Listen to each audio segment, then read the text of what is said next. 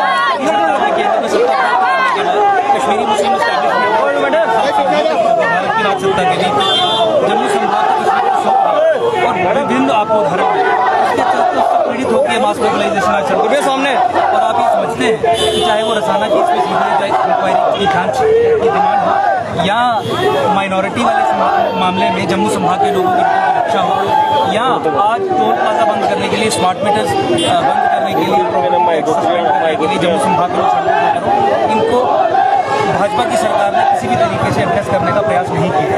और उसका कारण यही है कि भाजपा हो कांग्रेस हो उनकी जम्मू कश्मीर के संबंध में एंटी जम्मू रही है पिछले 70 साल से।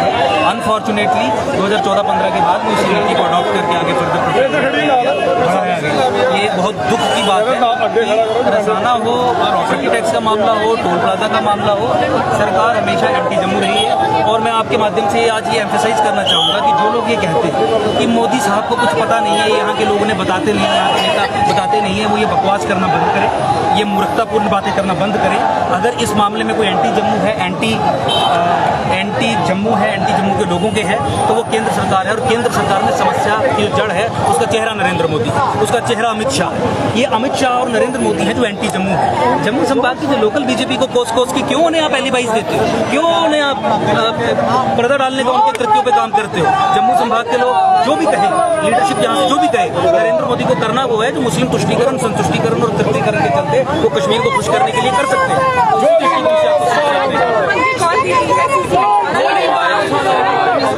मुझे लगता है वो आपस में चर्चा करके एक जॉइंट और कलेक्टिव काम भी है।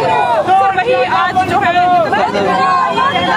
कि 2 दिन के अंदर ये 2.5-3 साल से देखिए टोल प्लाजा का मामला आज नहीं उठा है। टोल प्लाजा का मामला जो है पिछले 3 साल से चल रहा है। आपको याद होगा स्वयं हमने भी प्रेस कॉन्फ्रेंसेस करके ग्राउंड पे जाके ट्रांसपोर्टर्स के साथ अपने साथ बैठा के ये आवाज 2.5-3 साल पहले से लगातार उठा रहे हैं और उठाई थी। आपने कवर भी किया था वो सारा।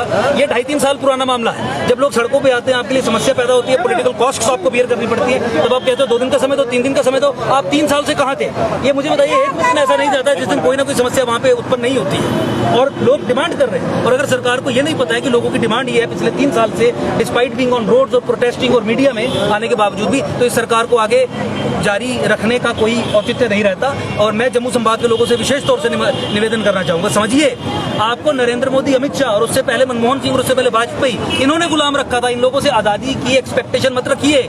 और ये लोकल बीजेपी या लोकल लीडरशिप को कसूर देने से कुछ नहीं होगा। जो असली विलेन है, समस्या का जो चेहरा है, समस्या की जो जड़ है, उसका नाम नरेंद्र मोदी है, अमित शाह है। और उनके जो एजेंट है यहाँ पे एलजी मनोज सिन्हा है। ये उनकी नीतियां जो यहाँ पे चल रही हैं। आप पूछिए किसी भी नेता से, आप भाजपा के ऑफिस में जाके पूछिए उनसे कि आप क्या कहते हैं कि नहीं कहते हैं जम्मू की समस्याओं के बारे में। कहते हैं जब हम कहेंगे तो कहते हैं कि दिल्ली से कहलवा दीजिए तो मैं ऐसा कर दूंगा। तो ये दिल्ली रोकती है, ये टैक्स दिल्ली लगा रही है। और दिल्ली का इलीगल समझौता, अनहोली समझौता कश्मीर बेस्ड मुस्लिम एस्टैब्लिशमेंट के साथ है, जिसके चलते जम्मू को 2ym दर्जे में रखना है, डिसएम्पावर्ड स्टेट में रखना है, कश्मीर की कॉलोनी बना के रखना है, होस्टेज बना के रखना है। और इसी के चलते हम पोलिटिकली डिसएम्पावर्ड हैं। और जो पोलिटिकली डिसएम्पावर्ड होते हैं वो अनाथ होते हैं। जिस तरीके से जम्मू संभाग के लोग हैं, रसाना में आपने देख लिया, बाकी मुद्दों में आपने देख लिया। और अनाथों का कुछ नहीं होता। इसलिए अपने कंधों पैरों पे खड़ा होइए, ये जिम्मेवारी अपने कंधों पे उठाइए कि जम्मू संभाग के राष्ट्रवादी समाज को लिबरेट करने के, लिबरेशन किससे, उस कॉन्ट्रैक्ट से, उस समझौते से, उस अंडरस्टैंडिंग से जो दिल्ली का कश्मीर बेस्ड मुस्लिम एस्टैब्लिशमेंट के साथ है, जिसमें हमें होस्टेज और गुलाम रख दिया गया है, उससे आज़ादी लेनी है। उसके लिए अपने कंधे पे ये जिम्मेवारी उठाने का काम कीजिए। और इस दृष्टिकोण से समझिए, जम्मू से लोकल आवाज उठनी चाहिए हर तरीके से। जम्मू संभाग की बात करने वाले लोग ही असेंबली और पार्लियामेंट में जाने चाहिए, नहीं तो वो आपके वोट लेके, आपकी सीटें लेके आपको बेच देंगे। युवा राजपूत सभा के लोगों को डिटेन किया गया है। देखिए जो डिटेंशन हुई है वो इलीगल हैं। डिटेंशन जो हैं उन्हें तत्काल प्रभाव से रिव्यू करके उन्हें रिलीज किया जाए। ठीक। देखिए, आज जो विरोध प्रदर्शन एकजुट जम्मू पार्टी के द्वारा किया गया है, आज के विरोध प्रदर्शन की 3 मुख्य मांगे थी। पहली मांग स्मार्ट मीटर बंद किया जाए। दूसरी मांग टोल प्लाजा जो इलीगल है, सेटल है सरोवर में, लखनपुर में, बन में, उन्हें बंद किया जाए। तीसरी, जो हम पे प्रॉपर्टी टैक्स लगा के जम्मू के लोगों को लहूलुहान किया जा रहा है, वो वापस लिए जाए। क्योंकि ये सरकारों की जो नीतियां हैं वो एंटी जम्मू है, एंटी डोगरा है। इसीलिए आज सारा जम्मू का राष्ट्रवादी समाज, डोगरा समाज एकत्रित हुआ है सरकार के खिलाफ, जो सरकार को बताना चाहता है कि समय रहते अगर आपने अपनी नीतियों में बदलाव नहीं किए, अगर आपने जम्मू के फेवर में नीतियां नहीं बनाई, आपने पॉलिसीज जम्मू के फेवर में नहीं की, अगर आपने कश्मीर को नहीं अपनी जगह पर सबक सिखाया और आपने जम्मू को एम्पावर नहीं किया, तो आने वाले समय में आपको यहाँ से हम पूरा खत्म कर देंगे। आप आने वाले समय में जो म्युनिसिपैलिटी की कॉर्पोरेशन इलेक्शन आ रही है, उसमें आपको नामात्र सीट देकर आपकी औकात दिखाई जाएगी। मगर मैं एक आह्वान, एक रिक्वेस्ट फिर भी कर देना चाहता हूँ बीजेपी के पदाधिकारियों से, अगर एलजी आपकी नहीं सुनते हैं, अगर एलजी आपके नहीं है, आपको इन लोगों ने वोट दिया, इन लोगों ने आपको कामयाब बनाया, इन लोगों ने आपको कुर्सी बिठाया, आप एलजी की डांट छोड़िए और इन लोगों के समक्ष खड़े हो जाइए।